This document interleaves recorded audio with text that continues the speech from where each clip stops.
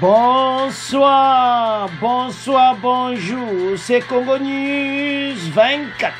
Bande Konanga, comme toujours avant de commencer notre émission, nous disons merci à Dieu.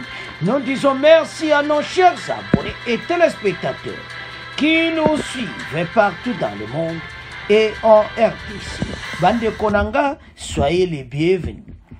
À la une, chers téléspectateurs, on va commencer cette émission Bandeko avec l'arrivée de la première ministre à Goma. Beaucoup yoka, ba détail pe beaucoup mona yendinga kitine aéroport, alors masolo kitoko petoko yoka oyalobi. Deuxième point, chers téléspectateurs, cachot PNC pour le détourneur de fonds. Bandeko, beaucoup yoka ministre de la justice. Aïe ma bé, alobi faut basa la kashomo na biro ba police pona bato nyonso bazoyiba mbongo bakozala kuna na kashona ezaya koyinda esie yindi et puis tokosuki mission na oyo eyindi na kata Nations Unies oyo kakaka balobi ete le conseil de sécurité des Nations Unies et bazana inquiétude makasi pona offensive ya RDF 123 à Kabayoka pandeko batoyo baosala ba aventure do bazo kwa kopesa Kagame sanction te bazo yela biso ba aventure ndenge na ndenge mais toko développer mon émission la biso. Chers téléspectateurs, émission na biso bandi et comme tant to sola ensemble masolo ya mboka bandeko émission na biso toko bandango avec Goma. Mais avant de banane ko yebsaka ba abonné et témoin to le live ezate. Hein, pour comprendre les cas dans situation donc problème technique. Il y a au moins tout les cas live attention les cas dans sima caméra. Premier ministre akomaki na Goma bandeko. La première ministre Judith Suminwa poursuit sa tournée dans l'est de la RDC. Après l'étape du Sud Kivu, la chef du gouvernement est arrivée ce mercredi 26 juin à Goma, chef-lieu de la province du Nord Kivu. Devant la presse, Judith Suminwa est revenue sur l'importance pour elle de débuter sa tournée à l'intérieur du pays à partir des provinces de la partie Est, en proie à l'insécurité et à l'activisme des groupes armés locaux et étrangers. Pour moi, c'était important de commencer mes premières missions dans l'est du pays. C'est vrai, comme je l'ai dit à Bukavu, nous avons des problèmes dans toutes les provinces de la République. Mais, que ce soit le Sud Kivu ou encore le Nord Kivu, des provinces qui subissent des affres de la guerre depuis pratiquement 30 ans, il était important de commencer par ici. Ce n'est pas ma première fois, mais c'est ma première fois en tant que Premier ministre. Et pour moi, je devais commencer par ici, a-t-elle déclaré devant la presse réunie à l'aéroport international de Goma. L'aéroport a du message. À lobby, arrivé dans Awa. A otambula na ba province nyonso. Mais pourquoi bandi Awa? Awa est na guerre ou ici la kati sali 30 ans. Bandeko, cette dame, la première ministre, a décidé makasi. Donc, oyo kakake, azana besoin guerre ici là. A lui, bako tia ba moyen nyonso, do yepena, ndenge faci a décidé, ndenge pas décidé. Alors, c'est vrai que nous connaissons les problèmes de loin, mais il est important de venir, de rencontrer la population, de les voir les autorités locales, les chefs coutumiers, et de pouvoir échanger avec eux. Mais maintenant, nous avons pris nos fonctions. Il est important de pouvoir ajuster. Donc, Abandapenda, Yango, était Masolango, et Bandapenda. Alors, le quoi n'a bani Moussala, et comme étant on a Bandapenda boulot. Et pour moi, c'est vraiment une manière de démontrer à cette population résiliente, en particulier les femmes, que nous sommes là et que les populations ne seront pas abandonnées. bandeko situation ezoleka na est ezosenga pena présence ya bato lokola premier ministre l'air nyonso parce que le pays est dans une situation moko difficile. Cette guerre nous a été imposée par le Rwanda ezopesa pasi pe mawa mais bayebe ete bacomplice oyo nyonso toza na bino mayele tokotika bino te. Alors bana mboka tolanda nanu extrait oyo bongo après to développer masolo.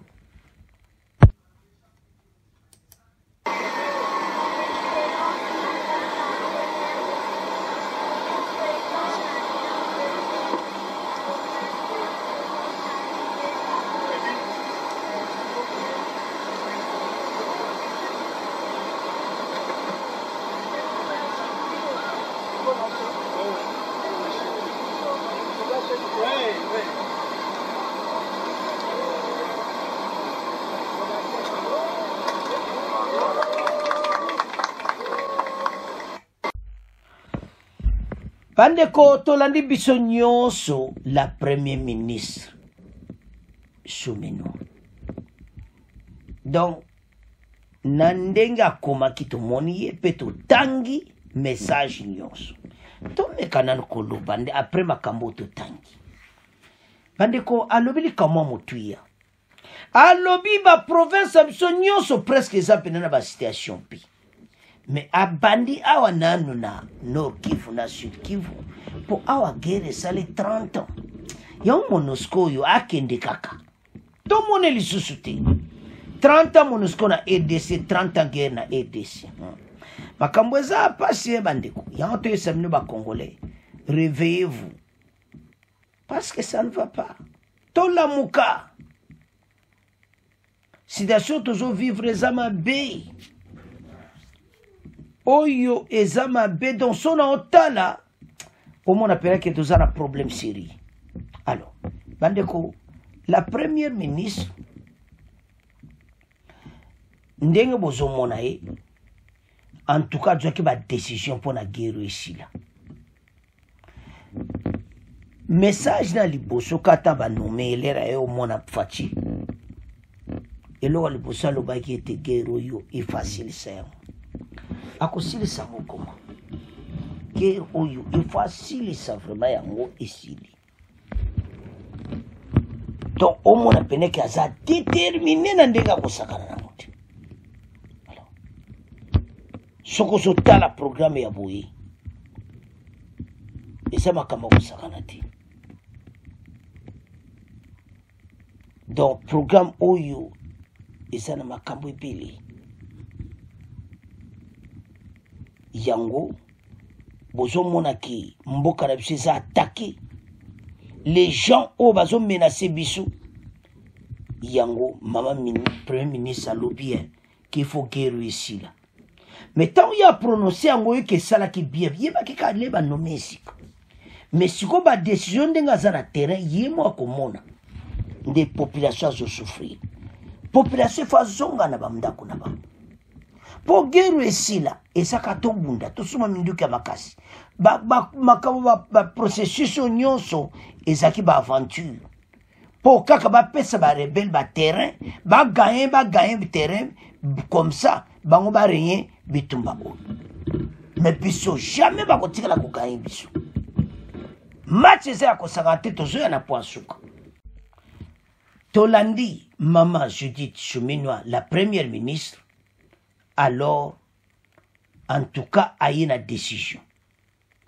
Alors, pour moi, c'est important de commencer mes premières missions dans l'est du pays.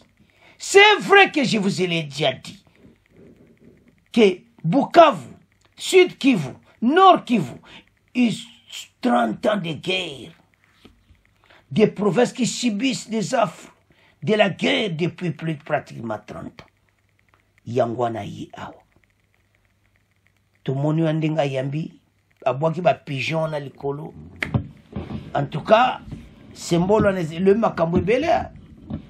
Mais total arrivé na ye. To yeba ndenge nini masolo ekozala. En tout cas, akutana na ba chef militaire, akutana na armée pe akoyebisa bango situation oyo eza ya kosakana te. aza vraiment décisif. Alors komona ye na makambo courage ya boye kopesa koloba pena ke guerre faut sila, il faut te féliciter.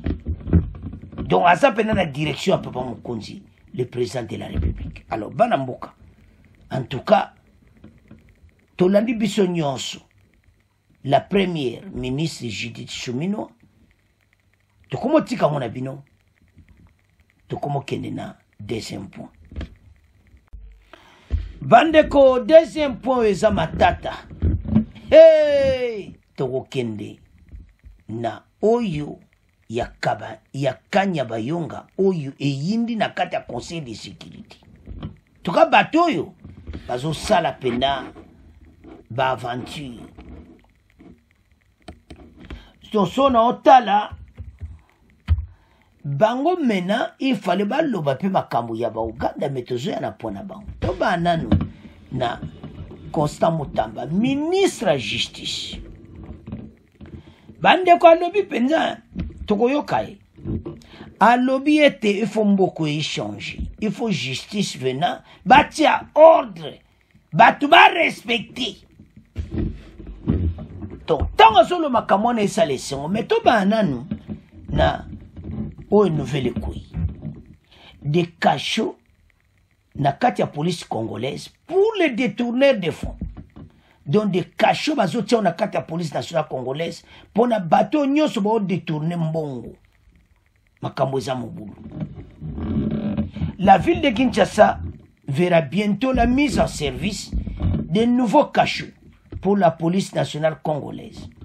Grâce aux efforts concertés du gouvernement et des partenaires internationaux, cette initiative a été annoncée suite à une petite surprise effectuée mardi 25 juin par le ministre d'État en charge de la justice, Constant Mutamba, au commissariat provincial de la police nationale congolaise. Bandekoza somo. Donc ce qui n'a sotala makambo yo eza ya kusakana te. Constant Mutamba a décidé que bateau tout bayi bakambongo bazo kende prison. Parce que ça m'a kamabo sakanati. Alors te ba okende prison. Kasho na bango il fait ça na police. Azo bongsango ba kasho wana ba kotongango ka pona ba détourneur. Bango ba kozala na bureau ba police. Bato tout bazo yiba mbongo à l'état oza ministre oke na bureau à police soka bakangi osomona keza plaisir. Ok, donc à levi penza que il faut au commissariat provincial de la police nationale congolaise faut ba bon sango bien pona ba détourneur de fonds parce que bandeko baleki trop hein. Mboko yo toko continue botena miyibi boy. Non, ça ne va pas. Alors, en tout cas, décision na ye mutunyo sa kwa puyam. O baloba kesi yindi yinda kaka. Donc, Constant Mutamba alobi. Alors, bandeko, tant otala ba poambo boso mona teke. Il a vraiment raison. Ya kosala makamba. Donc, ce que Zotala au monde a clairement été, il a raison. Alors, la police nationale congolaise de Bozomona, Baliwana, Basiba, Ndeba Yoki Boui, Bazo Bongsa déjà. Yoka Kosalika Mbeba le na kasho ya police nationale congolaise, oh, wow. Mais to yoke nanu, Ndeni a mené Balou à justice, bon, to avance. Le désordre et l'indiscipline. Le jour où nous allons remettre de l'ordre au niveau de la justice, nous allons remettre de la discipline au niveau de la justice, l'État va se relever en un jour. Ça ne prendra pas 3 mois. Vous verrez que les choses vont bouger. Le chef de l'État nous a fait confiance. Il nous a nommés à la justice avec une mission claire. C'est le redressement de l'appareil judiciaire. C'est la redéfinition de la politique judiciaire du gouvernement. Pour qu'enfin, il n'y ait plus des justiciables qui se plaignent de la distribution de notre justice. Je voudrais donc inviter les uns et les autres à s'inscrire dans cette dynamique-là. Un magistrat qui voit un avocat venir le corrompre ou un justiciable, il faut l'arrêter. Arrêtez. Prison. Avocat, justiciable, vous voyez un magistrat, vous exigez l'argent. Dénoncez-le immédiatement. Saisissez soit le premier président de la Cour de cassation, soit le premier président de la Cour d'appel, mais aussi en nous réservant tout. On a une cellule de lutte contre la corruption, saisissez-nous. Et nous allons sévir. Le premier président nous a dit, j'aime beaucoup son dynamisme, il va punir. Il va sanctionner. Voilà la première recommandation. La deuxième recommandation, c'est de vous rassurer. Aux magistrats ici présents, le premier président vous a déjà dit, 9h, c'est 9h. Les audiences doivent commencer à l'heure. Les délais de prononcer doivent être respectés. Délai de la loi, il faut respecter ces délais de la loi-là. Ceci vous permet d'éviter des manigances, d'être tentés. Nous n'allons plus accepter des délibérés qui prennent une année. 2 ans, nous n'allons plus accepter. Vous, magistrats, vous, justiciables, avocats, dénoncez. Lorsque vous voyez qu'on a dépassé largement le délai de prononcer, faites quoi? Dénoncez. Est-ce que le premier président va refuser de sanctionner parce que vous avez dénoncé? Et n'ayez pas peur. Nous devons redresser les choses. Les cas de détournement, les cas de fraude, dénoncez-les. Le chef de l'État nous a instruit de mettre en place le parquet financier. Nous avons déjà saisi la commission de réforme du droit congolais. Le texte est prêt. Bientôt, vous aurez un parquet financier pour arrêter les détourneurs des deniers publics. Et ceux qui vont arrêter ces détourneurs sont là. Ce sont les distingués magistrats. Aidez la République à se relever. Seule la justice élève une nation. Celui qui détourne $1 de l'État, sa place est là, la prison. Pour votre information, nous avons été visiter la prison pour l'espace où nous allons construire la prison. Alors, Bandeko Tolandi, Constant Mutamba. Bon, en tout cas, Batignon se va opérer raison. Ah, le but que justice, il faut pénaliser. Pas c'est beaucoup, il faut tellement. La justice élève une nation. Place aux justice ezate, et ça m'a mingi. Yango wana tozo félicité ye na ide wa ye nango. Congolais to telema sima ya Constant Mutamba. Il a pleinement raison que Bamiyibi, bateau tout, il faut passer justice. Oui, il faut juger la magistrat. jeune au constant mutamba tcha bato na ba prise bango ba juge bakanga bango bato tout bazo comme ça mboka te so bande ko justice élève une nation osomona alors tant justice ça ko élever nation et le makambo belé